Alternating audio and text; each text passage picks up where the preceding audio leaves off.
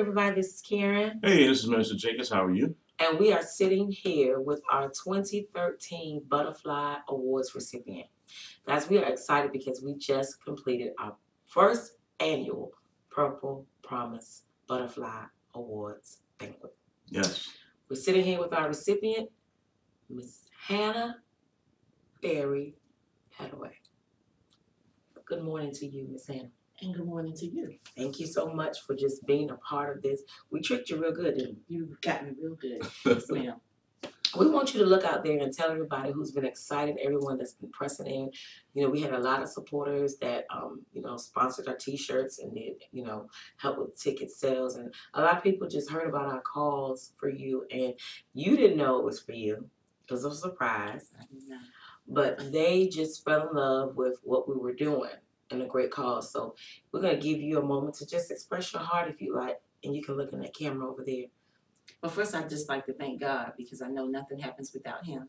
And then I'd like to thank Minister Jenkins and Karen for seeing something in me to want to allow me to be the first recipient. To me, it was an honor. I was shocked. So when I didn't pass out.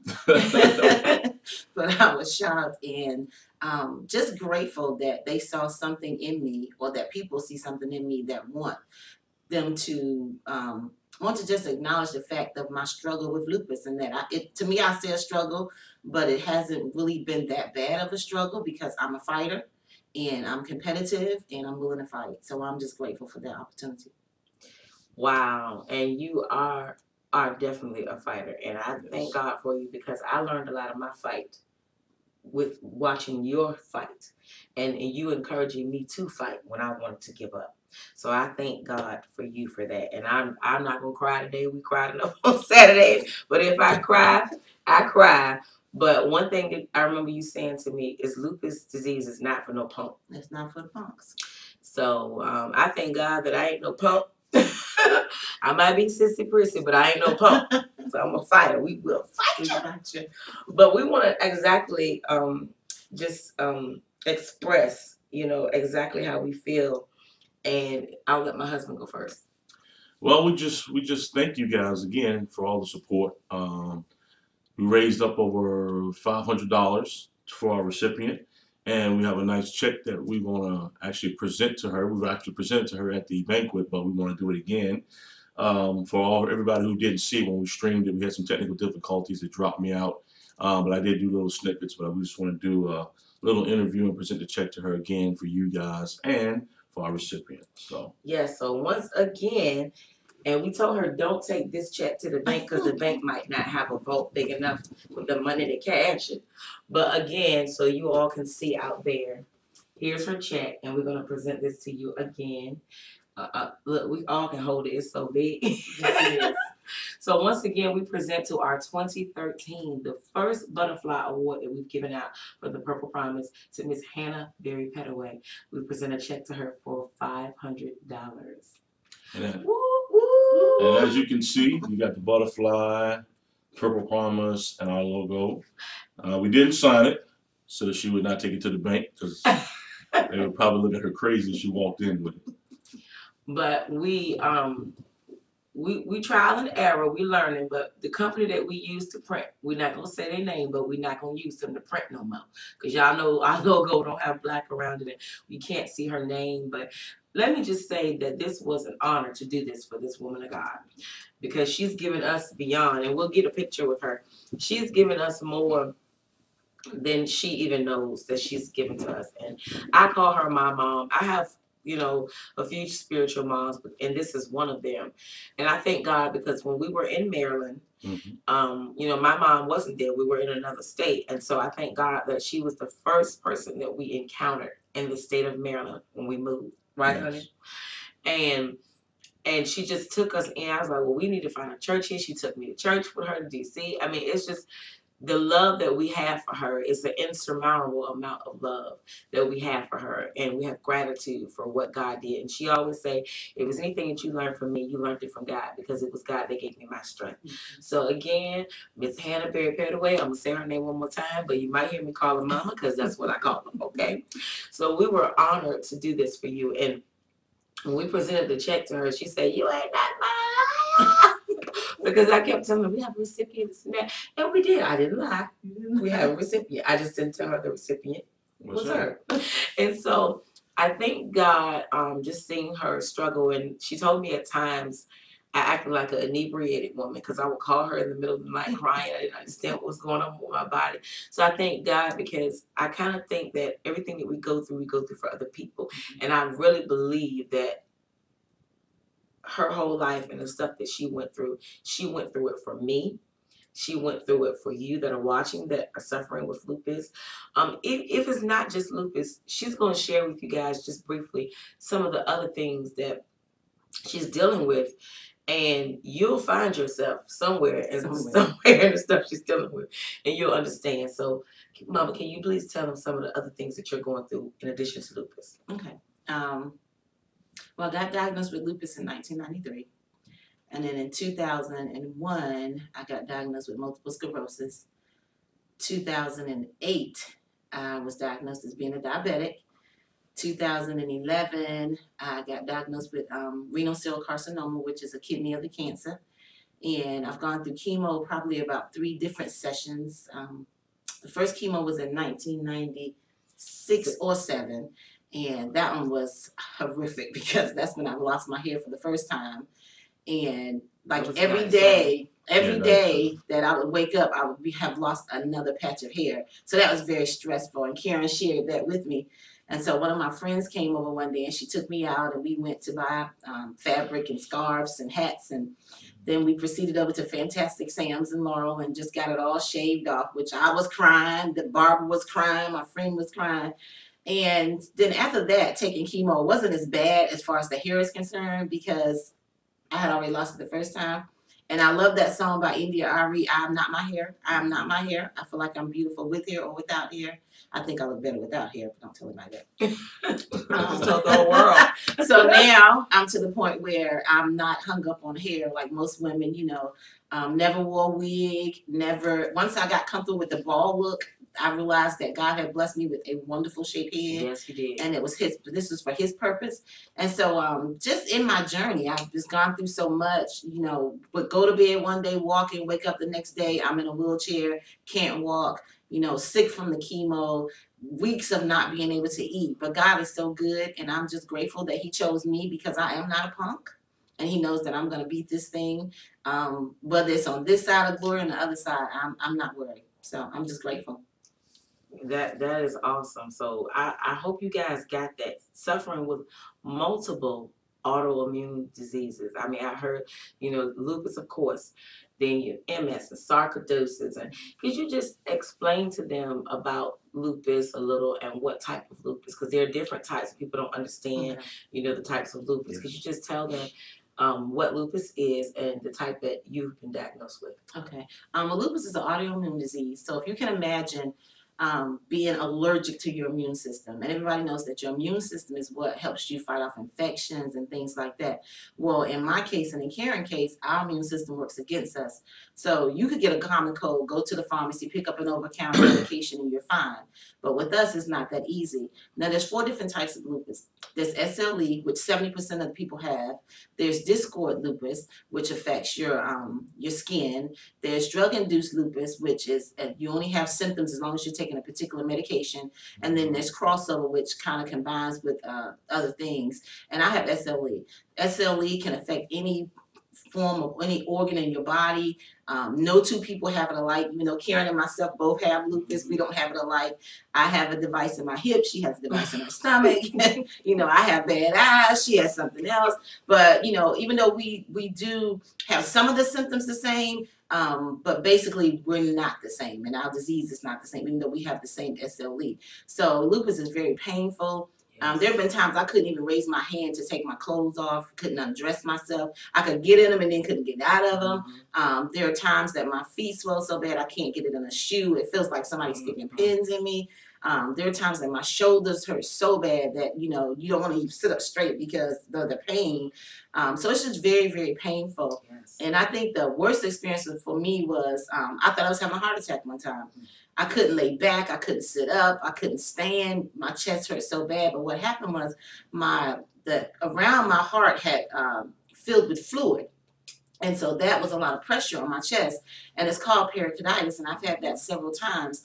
And so it's just a very, very painful disease. One of the other things is fatigue. I'm like the Energizer Bunny, so I do not like being tired. But with lupus, you are extremely fatigued. Like you just have to go lay down. And for me, somebody who's just always on the go, on the go, on the go, that's one of the hard things is stopping and taking a rest. So there's so many different things. Listen to your body, especially African American women, because they call it an African American disease. Listen to your body. If things start happening, go to the doctor. We know that God is the ultimate doctor, but I thank him for creating doctors to take care of us here while we're here. So if something doesn't feel right, if something is out of the norm, go and get it checked out. And the one thing you need to do is learn your family history. Even though they say lupus is not hereditary, learn your family history. And when you learn your family history and you go to the doctor, it's easier for them to rule out things instead of having to go through so much to find out what's wrong with you. Yeah, you said that so true because my mother's sister, she was diagnosed with lupus. And even though you have to know the family history, because my mom and her sister, they didn't have the same mother and father. They had the same father.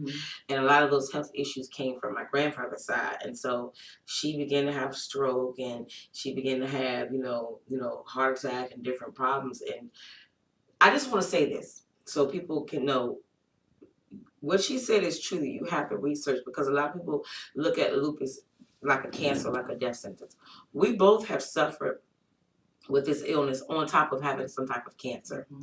And so we've been delivered from the cancer portion of it. And, the disease is still active. There's times I want you to express to them about remittal, because I wanted to remit it, the disease remitted itself for a minute, and then it came back strong. And when it came back so aggressive. So could you share that with them? Yes. But before I share that, I'll let you know that the Latin word for lupus is wolf. And we know that if you're out and you come across a wolf, they attack you so fast. And that's how lupus is. You're up today, you're down today. And then there are flare-ups and remissions. When you're in a flare-up is when your body is going through a lot of pain. You're having a lot of a lot of symptoms going on. And then there are times you're in remission. And when you're in remission, it's like you don't have any symptoms. It's like you're okay, you're fine. And then all of a sudden, bam, here comes the wolf again.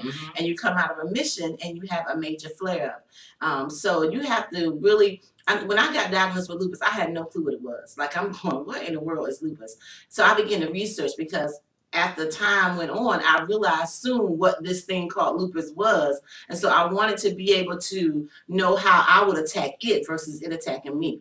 A lot of times we say the devil's attacking us, and we know we have to fight him with the word. And so with lupus, you have to attack lupus with research. Know what's going on, know how you're going to handle, which way you're going to come at it. Just don't take the doctor's word. Okay, I have lupus. Okay, and listen to everything they say. You owe it to yourself to research what lupus is, so that you can better understand what your body is going through. Because if you don't know, if you have a spouse, he's not going to know. Your children are not going to know. Your family's not going to know. So you have to research, so you can say, you know what, well, this is what happens when you have lupus, so that you as a family can stay together. Because I've learned that the one important thing with lupus is you must have a strong support group. And you can't have a strong support group if they're uneducated. I mean, we know that. Why? Because the Bible says my people perish for the lack of knowledge. So you have to empower yourself with knowledge. It doesn't matter if it's lupus, if it's cancer, if whatever it is, you have to research it and find out, how am I going to attack this thing so that I can stand underneath the pressure of what I'm going through. That is so true. You have to study. The Bible tells us anyway to study to show thyself approved, and workman unto God, that needeth not be ashamed, rightly dividing the word of truth. And people wonder, how does that fall under me? Well, it falls under that God called us to be healed. He said, by his stripes you were healed. So when you were healed, that's past tense healing. Like you said, whether it's on this side or that side of glory. And I look at it because I thank God for you, because I begin to think, when I got diagnosed with this disease, what have I done wrong? I mean, people have said some heinous things. Even church folk, she must have did something to piss God off. She must have did something to do this, or she must didn't do that. Or leadership will try to get you to do something. If you didn't do it, they use a spirit of manipulation. Well, that's why you're sick, or this or that. We have to be careful as a people, the things that we say out of our mouth, because the things that we say out of our mouth is literally at that point in the atmosphere, and it's birthing something. And what you say is right then and there. It takes flight, and it takes root. in the heart of the person who could be offended, or in the heart of the person who spewed it out of their mouth. So what I had to learn, what I learned from you, is I chose not to be offended. And I learned watching you with the faithful friends that you have, and then you find out there are some not so faithful friends. You really find out who the people are in your life when you suffer with this thing called lupus. And so I thank God, because we've been running almost 20 years now. And I thank God that I had you there as a support, as a cushion, and you were the first person that I thought about to call when I got diagnosed with this thing called lupus. And so I just thank God, because at first I was like, well, something's wrong with me, honey. What did I do wrong? He said, you didn't do anything wrong. And that's how this illness makes you feel. It makes you feel like, you know, I just cannot go on. You know, I don't know how I'm going to do this. And if you're a girly girl like me, not in vanity, because we're workers, servers, and hard workers. And telling people you work every day as a teacher. I work every day as a teacher. Even the days I don't feel like going in, I go to work. And you have some challenging students. Oh, yes, I do. I work with AU students, and some of them sometimes, woo. And then just like in an inclusion class where you have a variety of kids, but it's to me wonderful. I meet so many wonderful parents. I make so many have so many wonderful relationships, and so it's an honor for me just to be able to get up and go to work in the morning. Now, when you say AU kids, you're talking about autistic children. So a lot of people, I mean, look at the glory of God in that, dealing with all that she's dealing with, and she's being able to serve. That's what teachers do. My sister's a good teacher. When you're working, I think a lot of teachers, just like some physicians and nurses, we've come across some that have lost their bedside manner or have lost their servitude spirit. And I think it's just phenomenal that you can go out here and help another child that's dealing with their own illness grow in the midst of all that you're going through. That's amazing. And your daughter is a school teacher as well. That is amazing. And she has some of the most amazing children that are strong. Her eldest, her son, he's strong. She has a daughter. And they don't play. They took on her spirit. And you were a single parent. Yes, ma'am. That is just amazing. Your kids, they just honor you. They love you so much, because I can remember when Amber, my sister, she was an entrepreneur. I know at least at about, what, 9? Oh, yes. She was making pills. My sister Karen, I'm raising money for my fabric business. So I never let her see anything defeat her. She was doing candy jars. I mean, her hands were just blessed and gifted. So when something else doesn't work on you, when her legs wasn't moving, she told me, she said, I remember what she said to me, ain't nothing wrong with my mind. It ain't nothing wrong with my hands. And excuse us for saying ain't, but that's what she said. She said, ain't nothing wrong. So, honey, I want you to chime in for a minute. Well, first off, 2 amazing women. So what do I say to that? I mean, you go into their skin and see how beautiful their skin is. If you look at them, the first thing you say is, they look like nothing's wrong with them. And that's what most people say. Well, it look like nothing wrong with you. And you don't look sick. Yeah, oh, you like, don't look sick. You don't look sick. And I thank God that he's actually given them that mantle where they don't look like what they're going through. Another thing, it is almost, well, it is ignorance for people to look at you and say that you must have did something to piss God off. If we look back in the Bible, we talk about Job. Job did nothing wrong, but God said, I want to pick this person because I know that he will be the fighter to withstand the test. And I always look at that, and I always tell my wife that. You had the friends who said you must have done something wrong. So I look at that exactly as that another Job experience with these two. He said, God says that basically they are strong enough, blessed enough, capable enough, awesome enough, glorified enough, blessed enough, and strengthened enough to withstand what I allow Satan to put on them. So that's what I look at. I look at, most people look at it as a detriment or a downfall, when the Bible says be content in whatever state you're in. And you guys are content in that state. And God says, I'm just waiting and watching. And they're glorifying me through this whole thing. And that day will come when he says, you are released. Amen. I received that. And that's where I look at it, because the Bible says, when you lay your hands on the sick, they shall recover. They shall recover. Now, the problem is we put a time frame on shall recover. Recovery is I lay my hands on them and they should be instantly healed. Sometimes that does happen. Other times God says, well, there's a little bit more I want to see. Or there's somebody I want you to encounter to meet. We met a 13-year-old young lady the other day. She was 14. She was diagnosed with lupus at 13. And I don't want to drag this out, but it's amazing how those people that you need to minister to will come in your path while you're going through. And what do you project on them? Do you project on the strength? There's nothing wrong with my mind, nothing wrong with my hands. Or do you project to this person, oh man, this lupus is killing me. Oh, I can't do nothing. Oh, can you run to the store? I can't do it. Oh, no excuses. It was nothing wrong with my mind, nothing wrong with my hands. And even when her body said it didn't want to do it, she kept pushing. Same thing. That went into her. Kept pushing. You know, and now she talked to this 14-year-old girl and strengthening her and teaching her to keep pushing. That's right. And I just want to say this about her. It's just, her name is Maria, by the way. It's just amazing because we're cake artists. Okay. And I became a cake artist when I was in Maryland. And she already had, you know, just awesome, you know, recipes and stuff.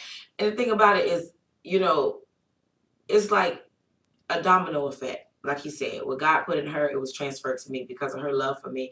And when he said God will bring people in your path, she had no idea she was going to rent an apartment to a young lady who was just a young mother with a new daughter, couple of years old, and a husband, fresh marriage, coming from Virginia to Maryland. And she stayed because she don't know why, but God knows why. That office was closed. It was in the middle of a blizzard. Yes. And she stayed at that office late. I remember even the maintenance guy, Fred. He lived out there, didn't want to do nothing. Lazy Fred. And this woman made sure that when the apartment wasn't right, we moved in, we did our walkthrough with certain things that they said they were going to do. Within a matter of a few days and weeks, the stove was done, the new tile put down, new carpet. This is what a servitude woman did, because she looked at it like, you know what, I'm a mom. Right. You know what, I have a house and very clean, you know, and she knew the things that we need. This is not acceptable. She would come do a walkthrough, get off work, and still come serve and come and see me. And a lot of people got boundaries, but when you have a God assignment, she didn't even know that I was an assignment for her. And a lot of times we meet people, and what I've learned from her is a lot of people you meet, you want to love on them, because when we love hard. But what I had to learn, because when you're givers like us, you thrust forward and move. You see something need to be done, you do it. But what I've learned with this thing called lupus, you have to pace yourself. You have to pace yourself, and you have to do what God allows you to do. And when he says sit down, you have to sit down, because you'll tap yourself out, deplete yourself, burn yourself out, and then there's no one to pour back in you. That's right. And what I've learned from her is to take the time, and that's something that we're still learning. We didn't master it. We're still learning every day, because if someone needs me and I'm going through, I'll say, okay, I'm on the road. I'm doing this and that. And I ask God to give me enough strength and virtue to do ministry. What I'm trying to say is, she always said, I ain't handicapped. Ain't nothing handicapped but a way of thinking. That's what she instilled in me. Do you remember that? And so people say, oh, you handicapped with this and that. I said, I'm not handicapped. Ain't nothing handicapped. Ain't nothing wrong with my mind. And I ended up having to use my hands to do baskets and, you know, continue on with cakes, floral arrangements. And right from that wheelchair that I saw her in, I had my own chair, but I was able to still be effective, and I did not let. That's right. And she said something so profound the other night. She said, we need to live to live. I've purpose in my mind. She said, I'm going to live to live. I'm going to do everything that I want to do, and there's nothing that I can't do. We just go about doing our stuff another way. That's right. That's right. So I thank God, like I said, for you instilling that in me. And people always say, well, you handicapped. And in my 20s, I was like, well, I'm gonna get a handicap sticker. I'm gonna do this and that. You get that little, you know, you got it bad when you get the red sticker, or you get the, you know, you get the blue sticker. And they got that made me mad. It had 5 years on it. I said, I don't need this for 5 years. I'm gonna tell you right now, I renew that sticker. I renew that almost 10. I renew that sticker every chance I get. Because it makes life easy. it does, because so many people have abused. So I'm saying don't be prideful. And that's what the Purple Promise was all about. Don't be prideful. Allow people in, but also the people that are coming in, you have to be educated and research just like the patient so that you'll know how to help us. You'll know that we don't want to be moody. We don't want to be crazy. He want a young, vibrant wife. Okay, I'm young some days and some days I'm old. But he learned how to deal with it. And tell them just real quick how you learn how to deal with some things with me. Yeah, we have about 5 minutes left. So basically just it's being patient and understanding there's a lot going on. So a lot of times we want to move fast, we want to get things done. We have to understand that this illness, I won't call it disease, this illness is taking its toll on them. So you just have to slow down, be patient, whether it's their thoughts, their words, their movements, their actions, slow down and be patient. The other thing I wanted to say was we want to strengthen you as well. Nothing's wrong with your mind, whether you suffer from cancer, diabetes, MS, sarcoidosis, fibromyalgia, whatever it is. Don't let this thing beat you. Stay strong, stay strengthened in it. And my wife said something so profound. She said fight. And it was an acronym for, I'm going to let her tell you. Fight. Just remember that faith in God heals trials. Strongly. Yeah, because, you just got to fight. That's what she told me. She said fight. I want to ask you another question before we go. I know we have a little bit of time because we have to get her back on her plane. Tell me how lupus changed your life. Well, the first thing it did was humble me because I was a single parent, independent, not going to ask you for anything. So it really humbled me because there were times I had to have people to actually take me to the bathroom, help me get undressed to go to the bathroom. That was very humbling for me. And it made me just be more appreciative. Just more appreciative. Like, I'm grateful for every day God gives me. Whether it's a day I'm walking, I'm rolling, I'm wheeling, I'm two-caning it, I'm lost stranding it, I'm using my walker, it doesn't matter. I'm so grateful for every opportunity. And the other thing is I'm grateful that I could breathe because there were times my lungs hurt so bad that I couldn't even breathe hardly. And just to take a deep breath that people just take for granted, God doesn't have to allow you to do that. So I'm just grateful. I know when I was a single parent in Maryland, I used to pray, God, just let me, if you would bless me to see my children graduate high school. And God did that. And one graduated from college. And then she graduated with her master's. And I have grandchildren. So it has taught me to just be humble, to be grateful, and to give. Whenever I can give, I'm giving. I mean, if it's like my last, I'm still going to give it because God has just been so good to me and the people he's placed in my life to show me. I had friends, but they weren't really friends. They were just people that I knew that was out to use me. But in all of this, God has showed me what real friends are. And I have, oh my God, some amazing real friends. And I've heard people say, I can count on one hand how many friends I have, like real friends. And I know I have a handful of friends. So I just thank God for the humility that he's shown me in all of this and the fact that I am not a giver-upper. I am a fighter. Awesome. What would you say to a person who's just recently been diagnosed with lupus and they just don't know how to handle it? I will tell you to educate yourself so that you can live. Because if you do not educate yourself, you will not live. This thing called lupus will take you out. If nothing else, because of the pain. The pain is unbearable. And I remember one time I was saying to myself, God, I used to be a track star and I used to be this and that and that. And what did I do wrong and all of this? And God took me to the verse that talks about the boy that was born blind. And they said, who did he sin? Did his mother sin? Did his father sin? And the Bible says, no, it's for my glory. And so I will tell you that it's nothing that you did. It's nothing that anybody did to you. God picks certain people out for his glory, but God does not use punks. God uses people that he knows can stand underneath the test and that when the end comes, they're going to be able to be victorious. So educate yourself. Educate yourself. Don't go to those pity parties because nobody's going to be there for you but you. And I'm not saying don't have pity parties because Lord knows I have them. Don't stay there. Come out of those pity parties and roll your sleeves up and get educated. And you will, I promise you, you'll be okay. You know, as you just said that word punk, it just pricked me. And I'm always dealing with words. And I thank God for keeping my mind sharp because it's been times, even after my stroke and stuff, that, you know, the stuttering, the speech, the seizures, and everything. But when you said punk, and that stuck out to me. And a punk is a quitter. Yeah, it's a weak person. And this is an acronym, and I'm gonna share it with y'all for the first time because God just literally gave it to me. PUNK, PUNK, a person under no knowledge. No knowledge. Isn't that awesome? No knowledge. A person under no knowledge, because a punk is a quitter. That's not a researcher. A punk is someone that gives up. So That's right. don't be a punk. Don't be a punk.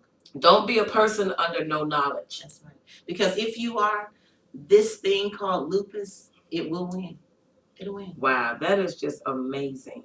And I thank God that we're not no punks, but we fight because our faith in God heals our trials, and we're not persons under no knowledge. That's right. So we encourage you to keep fighting, to keep pushing forward. Look out to hear more from Miss Hannah Petteway, because we gonna go in and we have great things to come, and we're looking for our first recipient in January of 2014.